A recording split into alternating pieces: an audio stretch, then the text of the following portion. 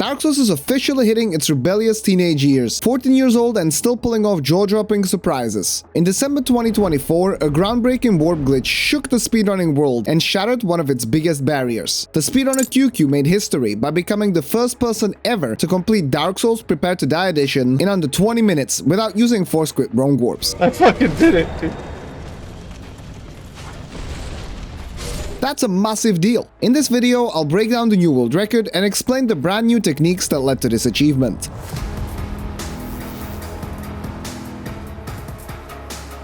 But to see why this is so groundbreaking, we must first understand the run's place in the bigger picture of Dark Souls speedrunning. We are talking about the original Dark Souls and not the remastered version. The remaster has unique glitches and its timer runs slower, so direct comparisons are impossible. Vanilla speedruns have several traditional categories. Any % force quit is the only one which allows wrong warping using the Alt F4 shortcut, basically closing the game at specific moments to manipulate outcomes.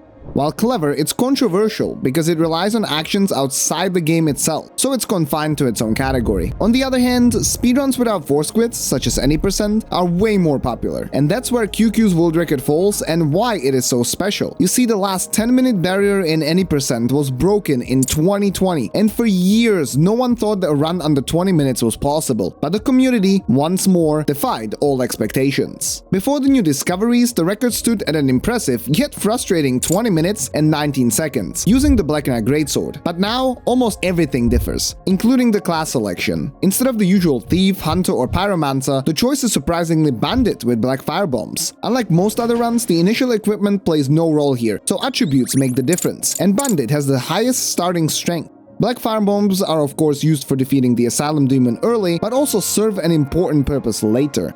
Let's dive into the run now. The first truly big change happens at Oscar's wall. Traditionally, speedrunners would save and quit here using the character's stand-up animation to break the wall and skip the boulder trap, but QueueKyoo instead heads upstairs and along with the boulder aggroes the hollow next to it. The new friend then follows him as he talks to Oscar, which doesn't take long thanks to Q's insane mashing speed. Exploiting enemies for skips isn't new, but what in the world is there to skip here? An asylum. After running downstairs and waiting for the hollow, we start going backwards and try to bait the enemy to the ladder. Using a parry and a left jab, the hollow is repositioned and then another parry and a riposte occur. Without seemingly much happening, we then continue as normal. Without much happening, except for a freaking hollow being parried completely randomly. What's going on? We just performed the technique newly discovered by the glitch hunter Eloise, called ladder storage. In essence, it is the act of interrupting the animation for climbing a ladder. While this trick exists in other From Software games such as Bloodborne, Dark Souls 3, or even Elden Ring, Dark Souls is just built different, literally. For some reason, the known methods of triggering ladder storage never worked in Lordran, until now, and an early game revolution followed. Before I explain the benefits of interrupting the animation, we need to step back and look at how the game stores the player's position. Next to the immediate position, that is where the character is physically located at any given moment, there's also something called the stored position. That is a set of coordinates written down to the save file used to respawn the character after a reload. These two variables are usually more or less in sync, though not quite, but more on that later. Stored position is dictated by the ground the character stands on, meaning no position is ever stored in the air. Still, there are floors which the game does not want the player to spawn on and does not store their position on them. For example, on moving platforms, such as elevators. Since a reload places them either to the top or bottom spots, the player would spawn mid-air if the position was stored mid-operation. Similarly, in boss arenas, reloading needs to move the player to the entrance rather than tossing them directly back to action. Ladders work the same way. When climbing a ladder, the stored position remains locked to the ground where the climb began until the player exits the ladder. But what Eloise discovered is that riposting or backstabbing an enemy on the exact frame of pressing the climb button interrupts the ladder climb by prioritizing the attack. Although it's the attack that plays out, the game still acts as if the player started climbing the ladder and locks the stored position accordingly. This allows the player to move freely, in other words, change their immediate position, without their stored position updating. This state then persists as long as they do not reload the game, climb another ladder, or perform specific actions such as pivoting, falling, or bonking a wall. This is why QueueKyoo avoids quitting out on the big asylum door, a staple in all the runs. With his stored position locked to the ladder, QueueKyoo heads towards the undead merchant in Undeadburg to buy some expected yet essential items. The rapier and shortbow for the bread and butter moose swap glitch, the reinforced club for its power boost over the starting battle axe, and 2 wooden arrows. All of this seems pretty standard so far. But then something surprising happens. QueueKyoo depletes his stamina, which in turn triggers an animation normally seen when falling off a ladder, followed by an immediate save and quit. When he reloads, the character falls from the sky, landing somewhere out of bounds and surviving thanks to another quit out. This area is all the way in Undead Parish, right above the huge armored boar. It's an incredible sight. But how on earth does this happen? Let's rewind and find out. At the beginning of the sequence, depleting stamina triggers the falling off a ladder animation. This ties directly to the ladder storage we set up back in Asylum. The stored position got locked because the game considered the player character to be on a ladder. And what happens when you're on a ladder and run out of stamina? That's right, you fall. Therefore, running out of stamina with ladder storage triggers the corresponding animation, even though no ladder is actually involved. But what's the purpose? Why not simply save and quit after visiting the merchant? We should then naturally spawn back in a firelink. What? Remember when I said that the immediate and stored positions are more or less in sync under normal circumstances? The more or less is actually a 4-frame buffer between the two variables. We've covered this in other videos, but it's very important. When the character is moving, its stored position is always 4 frames behind its immediate position. Yet, this fact shouldn't cause issues during ladder storage, as the buffer is entirely filled with the ladder's coordinates and not updated. So a save and quit should spawn the player back in Asylum, but the player spawned in Firelink instead. You see, the cutscene transporting the chosen undead from Asylum to Firelink sets the stored position to Firelink as well. That would be a massive problem. But luckily, it bypasses the buffer and instead of filling it with Firelink's coordinates, changes only the active frame of the stored position variable. That means the buffer still contains coordinates from the Asylum ladder, and moving it along for at least a single frame would place them back to the active slot, bumping out the Firelink's stored position. Earlier, I listed some actions that can break ladder storage. As soon as that happens, the game resumes updating the stored position with the immediate position, the one at the merchant, first activating the Asylum coordinates, and 4 frames later the merchant coordinates. But that negates the entire effect of ladder storage and restores the player's state back to normal. Here's where the ladder fall animation becomes critical. Besides interrupting ladder storage, it carries another special property. When falling off a ladder, the character first swings their arms violently and only starts falling after a brief moment. To achieve this effect, the game disables both gravity and collision for the player during the first 28 frames of the animation.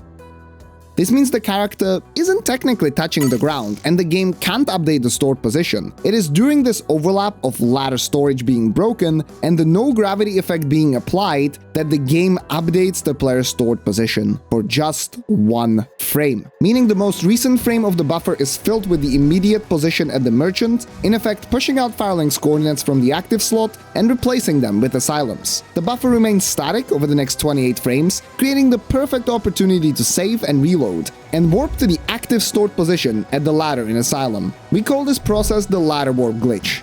But QueueKyoo does not spawn in the Asylum upon reload. Why? Aside from the positions, the game holds another variable that I call last area. Last area dictates which part of the map the game should prioritize during loading, and is determined by what map piece the immediate position, rather than the stored, last came into contact with. As we are at the merchant, Undeadburg becomes last area, while the stored position remains in Undead Asylum due to ladder storage, creating a disconnect between the two variables. Upon reload, the player spawns at the Asylum ladder's coordinates, but it's the Burg map that is loaded, rather than Undead Asylum, and until the immediate position touches solid ground, nothing else can load, meaning the player starts falling out of bounds. But falling into the void is typically avoided due to how interconnected Dark Souls is, and the runner AndrovT discovered that the Undead Asylum ladder is positioned directly above Undeadburg, or rather Undead Parish, next to the boar. Now, falling from such a height should kill the player instantly, but QueueKyoo survives thanks to a unique quirk in the game's mechanics. Usually, falling from a fatal height reduces our HP to 0 instantly when we hit the ground, leaving no time to save our position or quit the game. But certain effects can change the splatter animation into one that delays the HP reduction. This gives us just enough time to save our position at the bottom and reload the game to survive.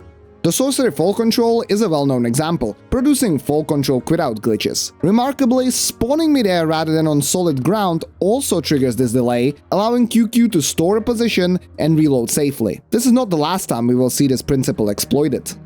The Asylum ladder warp lets us travel from the Undead Merchant all the way to Undead Parish. Welcome to Dark Souls Airlines. Please remain seated as we ladder warp directly over Taurus Demon, Hellkite Drake, and the Black Knight Greatsword Tower. Local attractions you will never visit. Next stop, Undead Parish. Prepare for landing. But with no Greatsword, it's clear another weapon will have to take center stage. After this huge new skip, the next bit of the run dances to a familiar rhythm. First comes the Sense Gate skip to enter the fortress and Anolondo early, while taking the Undead Parish bonfire for later. We move swap while waiting for the lizard to get smashed by the boulder. Move swap is a classic glitch that allows performing running, rolling, and plunging attacks of one weapon on another. In this case, it combines the rapier's double hit running attack on the club. If you're new to move swap, I've covered it in detail in other videos. The next new optimization is fascinating, as Sense has always been a straightforward part of the run. If this next lizard stays out of the way, it is possible to roll through this table and maintain enough stamina to sprint up the stairs, hug the wall, and narrowly avoid the boulder trap. That saves reloading the game and in turn a second or two. The next boss, Iron Golem, is the reason QueueKyoo purchased the reinforced club. But although this weapon is solid for the early game, unupgraded, it does not do particularly well against the Golem.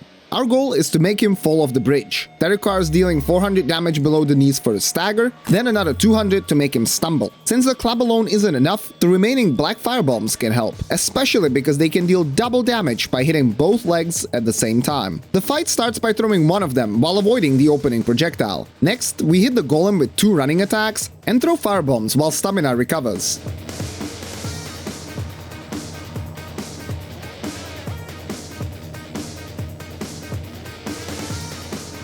The third one staggers. Then 2 more bombs and 1 last running attack finish the job, sending the Iron Golem plunging off the bridge.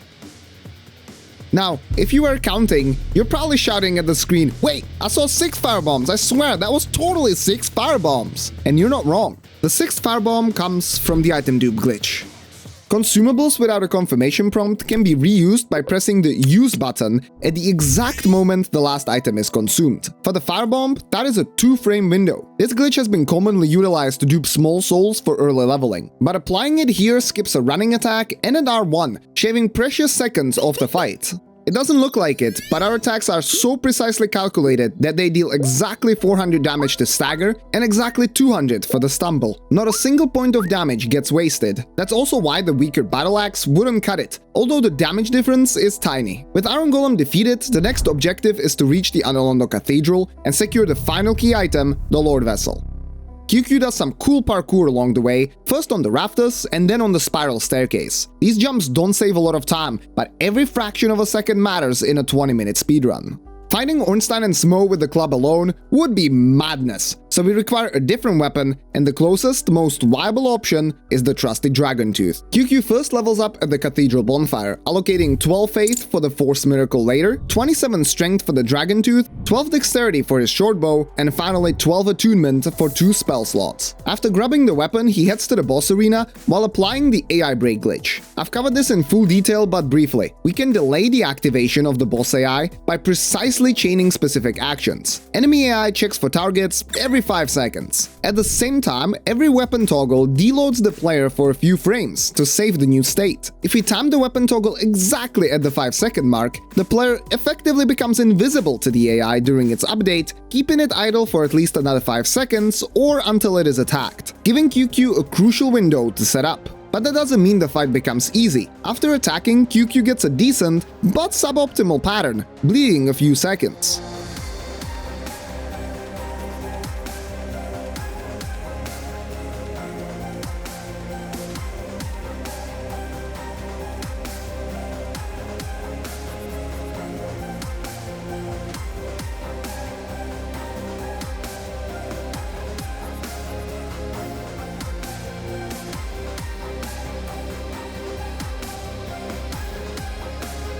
On top of that, he must ride Smo's elevator, which is slower than Ornstein's on the other side of the arena. He then shoots Guinevere with a singular wooden arrow and secures the Lord Vessel. This is why we need 12 Dexterity. The arrow doesn't destroy the clone otherwise.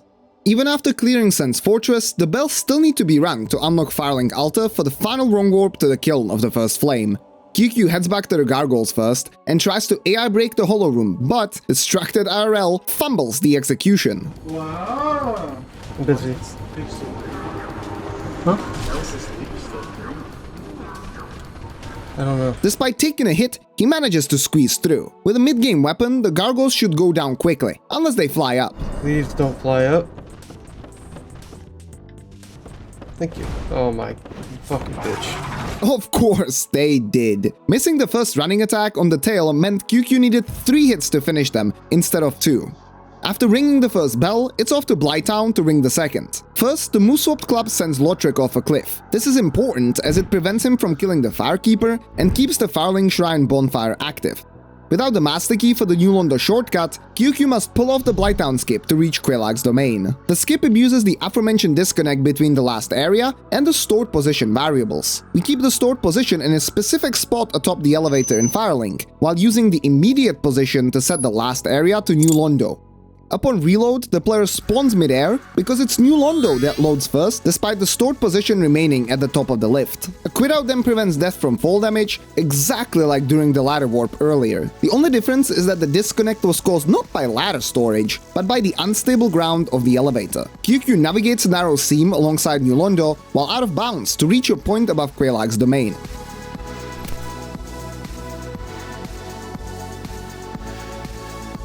A delayed fall damage cancel done by plunge attacking a sloped surface in a particular way allows him to execute a roll just before landing, avoiding fall damage due to the invincibility frames and arriving directly in front of the boss fight. QueueKyoo's pattern was perfect, allowing a constant stream of attacks.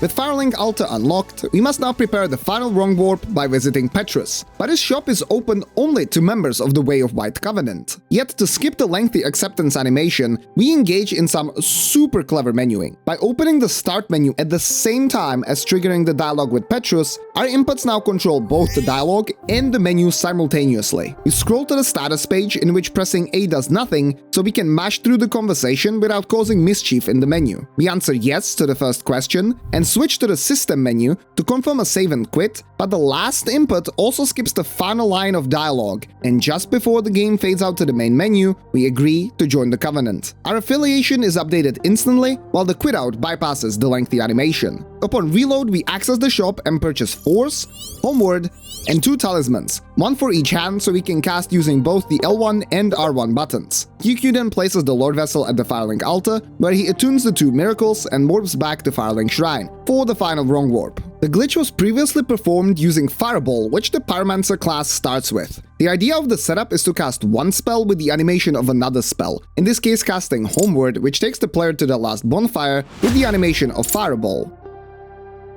The animation is so quick that before Homeward teleports us to the last bonfire, Firelink Altar, we have a chance to rest at another, here Undead Parish. Resting during fade out causes the game to lose track of the player's coordinates, spawning them in the area of their last bonfire, but at the first spawn point on the game's internal list, which for Firelink Altar specifically, lays within the kiln of the first flame. Yet without Fireball, this setup cannot be used, and that's where AndrovT's astonishing setup in Firelink Shrine comes into play. Through a sequence of perfectly planned and cute keyboard inputs, it is possible to land on a consistent spot on the root of this tree. From here, casting Homeward with Force's animation moves the player forward, making them drop off the root and cancel the rest of the animation, creating that brief chance to rest at the Firelink Shrine bonfire just before Homeward triggers, resulting in a wrong warp. The most remarkable part of the setup is turning the character. For consistency, we parry with an empty hand, followed by a toggle and a walk-in input, just before another parry. This makes us walk for the exact duration of the weapon toggle, no more, no less. The other parries are then used to chain different movement actions, such as the roll, without accidentally walking first. With this final warp, QueueKyoo finds himself 15 seconds ahead of his splits. Only Gwyn stands between him and history, but even he can screw with such a short run. Any extra grab wastes several seconds, which would be devastating given the pace was barely under 20 minutes. It was gonna be a nail-biter.